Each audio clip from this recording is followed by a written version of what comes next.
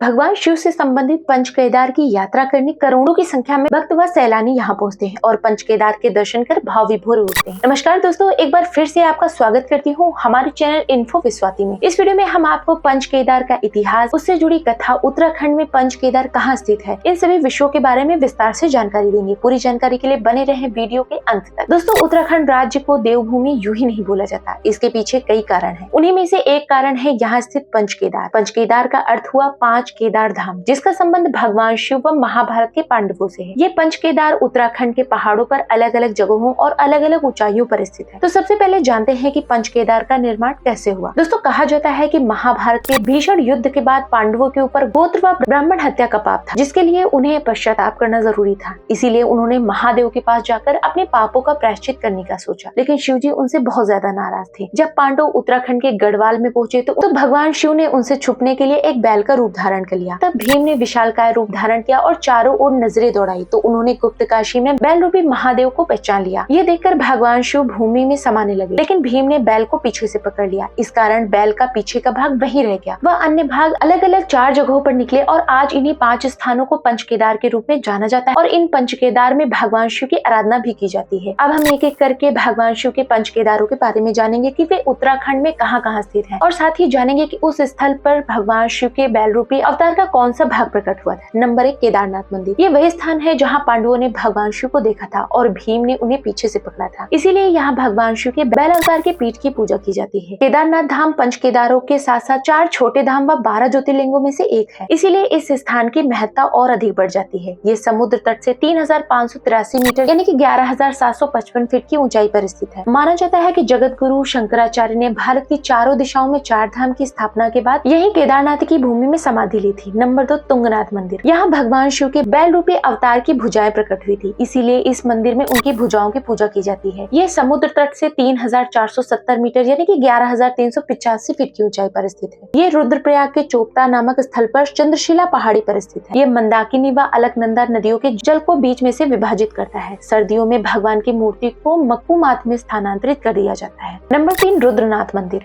यहाँ भगवान शिव के बैल रूपी अवतार के मुखाकृति प्रकट हुई थी, इसीलिए यहाँ उनके मुख की पूजा की जाती है। ये उत्तराखंड के चमोली जिले में स्थित है। इस मंदिर की ऊंचाई समुद्र तट से 3600 मीटर यानी कि 11,811 फीट है। इस मंदिर तक पहुंचने का रास्ता बहुत ज्यादा दुर्गम है, क्योंकि ये एक गुफा में स्थित है। इस मंदिर की चोटी से आपको नंदा देवी व त्रिशूल के आकार की पहाड़ियां देखने को मिलेंगी। सर्दियों में भगवान रुद्रनाथ को गोपीनाथ मंदिर में स्थानांतरित कर दिया जाता है। नंबर 4, मध्य महेश्वर मंदिर। भगवान शिव के बैल रूपी अवतार के नाभि रूप में यहाँ पूजा की जाती है। इसे मध्य महेश्वर के नाम से जाना जाता है। यह मंदिर उत्तराखंड के गढ़वाल क्षेत्र के गोंडर में स्थित है। यहीं पर भगवान शिव ने माता पार्वती के साथ मधुचंद्र रात्रि बिताई थी। इसी के साथ यहाँ के जल को अत्यंत ही पवित्र माना गया है। सर्दियों में भगवान शिव की मूर्ति को ऊखी मठ में स्थानांतरित कर दिया जाता है। नंबर 5, कल्पेश्वर मंदिर। यहाँ भगवान शिव के बैल रूपी अवतार की जटाओं की पूजा की जाती है। ये उत्तराखंड के गढ़वाल क्षेत्र के अंतर्गत उर्गम घाटी में स्थित है, जिसकी ऊंचाई समुद्र तट से लगभग 2200 मीटर यानी कि 7217 फीट है। यहाँ से जुड़ी कुछ अन्य कथाओं के अनुसार ऋषि दुर्वासा ने यहाँ कल्प वृक्ष के नीचे भगवान शिव की तपस्या की थी। यहाँ की मूर्ति को सर्दियों में कहीं भी स्थानांतरित नहीं किया जाता। यहाँ तक पहुँचने का रास्ता एक प्राकृतिक गुफा से होकर जाता है। तो दोस्तों, ये थी छोटी सी जानकारी पंच केदार कौन कौन से हैं, पंच केदार की कथा व इतिहास। वीडियो कैसी लगी कमेंट करके जरूर बताएं। साथ ही ऐसे ही और ज्ञानवर्धक वीडियोस के लिए वीडियो को लाइक और हमारे चैनल को सब्सक्राइब कर ले। वीडियो देखने के लिए धन्यवाद।